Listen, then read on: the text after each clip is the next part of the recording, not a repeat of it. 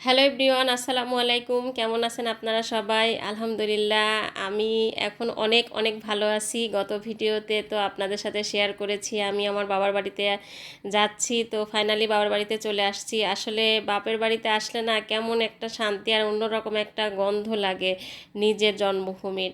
খুবই ভালো লাগছে এই অনুভূতিটা, আসলে কারোর কাছ থেকে বলে বোঝানো যাবে না। তো আমি এসে খাওয়া দাওয়া করতে বসে গেছি, কারণ অনেক ক্ষুধা লাগছিল। ছোটো ভাবি আমাদের জন্য অনেক সুন্দর সুন্দর মজার আইটেম রান্না করে রাখছিল। আর ছোটো ভাবির জন্য আপনারা সবাই অনেক দোয়া করবেন। ছোটো ভাবি অনেক ভালো একজন মানুষ।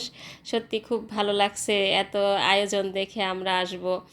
তো খাওয়া দাওয়া শেষ করে আমাদের বাড়ির সবচেয়ে ছোট সদস্য ইয়াদ বাবুর সঙ্গে আমি একটু খুনসুটি করছিলাম। ও আমাকে শেখাচ্ছিল ফ্রি ফায়ার কীভাবে প্রথম থেকে ডাউনলোড করে ইনস্টল করে সেটাতে আবার খেলতে হয়, কি করতে হয় না করতে হয়। আসলে আমি এই বিষয়গুলো জানি না, তো তাই আমি ওর থেকে শিখছিলাম।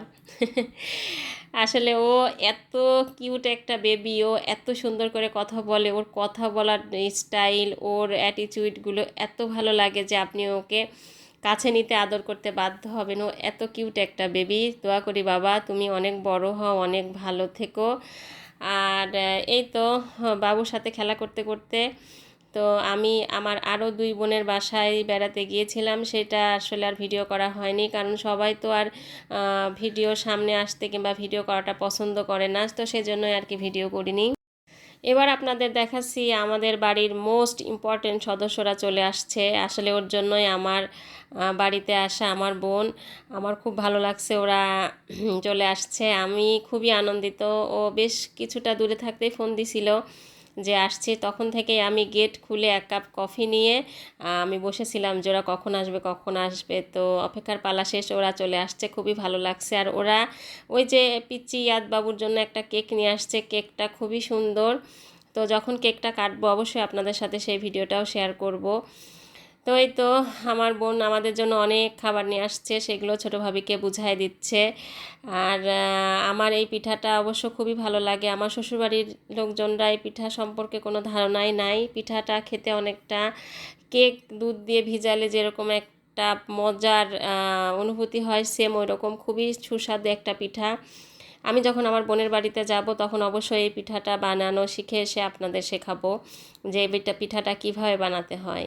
তো এই তো ব্যাগ রাখা নিয়ে কিছুটা খুনসুটি করলাম আমরা দুই বোন, কারণ এই বাড়িতে একসময় আমাদের জিনিসপত্রই থাকতো ছড়িয়ে ছিটিয়ে চারিদিকে, আর এখন আমাদের ব্যাগটা পড়ে থাকে এক কোনায়। তো তারপরে ইয়াদ বাবু আর মাহির বাবুর সঙ্গে কিছু আবার খেলাধুলা করলাম। দেখেন খাওয়া দাওয়া বাপের বাড়িতে আসলে মনে হয় বন্ধই হয় না। ছোটো ভাবি আবার আমাদের জন্য রাইস ফ্রাই আর চিকেন রান্না করছে, এত মজা হয়েছে। অবশ্য সঙ্গে সবজিটাও ছিল। সবজিটা আর আমি খাইনি, ওখানে চিংড়ি মাছ দেওয়া এই জন্য, কিন্তু সবাই বলছিল নাকি অনেক টেস্ট হয়েছে। তো আমার প্লেটে এত খাবার দেখে আপনাদের ভয় পাওয়ার কিছুই নেই, কারণ আমি এই খাবারগুলো একা খাইনি, সবাই মিলেই খেয়েছি। তো আমরা এখন সেই ইয়াদ বাবুর জন্য যে কেকটা আনা হয়েছে সেটা কাটছি। কেকটা অনেক সুন্দর হয়েছে এবং খেতেও অনেক ভালো লাগছিল কেকটা। সবাই মিলে কেক কাটছি, এটা অন্যরকম অনুভূতি। ঘর ভরা লোক, চিল্লা চিল্লি, আসলে অত কিছু তো আর শেয়ার করা যায় না। ওই যে ভিডিওর প্রথমে বললাম যে সবাই তো আর ভিডিও করা পছন্দ করে না।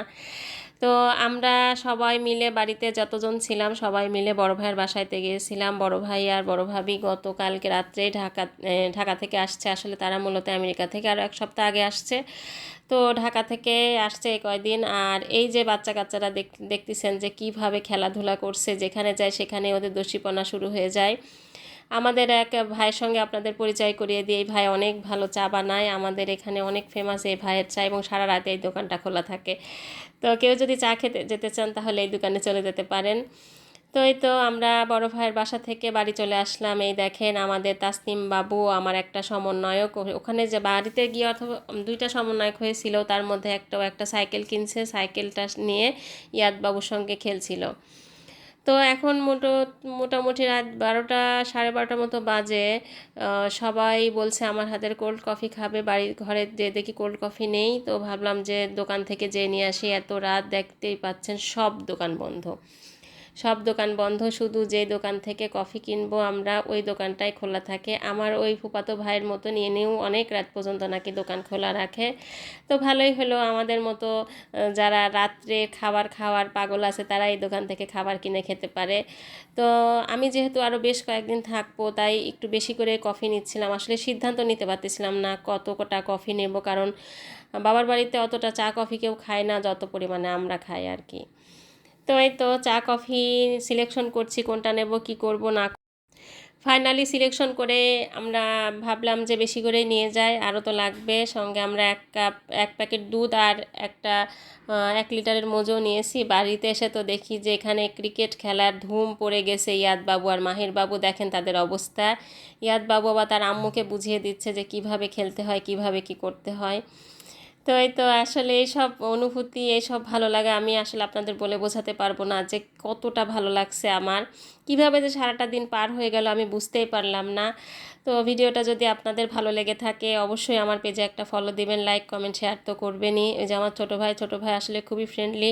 একসময় এই ছোটো ভাইকে দেখে আমরা অনেক ভয় পেতাম, কিন্তু এখন আর একটু ভয় করেন। এখন ছোটো ভাইয়ের সঙ্গে অনেক ফ্রেন্ডলি সম্পর্ক, ছোটো ভাই বাচ্চাদের সাথে খেলছে আর আমি এইদিকে কফি বানাচ্ছি সবার জন্য। কোল্ড কফিটা অনেক মজা হয়েছিল, সবাই খেয়ে বলছে। তো আবারও বলছি, ভিডিওটা ভালো লাগলে অবশ্যই আমার পেজে একটা ফলো দিন, লাইক কমেন্ট শেয়ার করবেন, যাতে আমাদের মতো ছোট ছোট কন্টেন্ট ক্রিয়েটাররা ভবিষ্যতে আরও ভালো ভালো ভিডিও বানাতে আমরা অনেক উৎসাহিত হই। সবাই ভালো থাকবেন, আশা করি আমার ভিডিওটা ভালো লাগছে। আসসালামু আলাইকুম।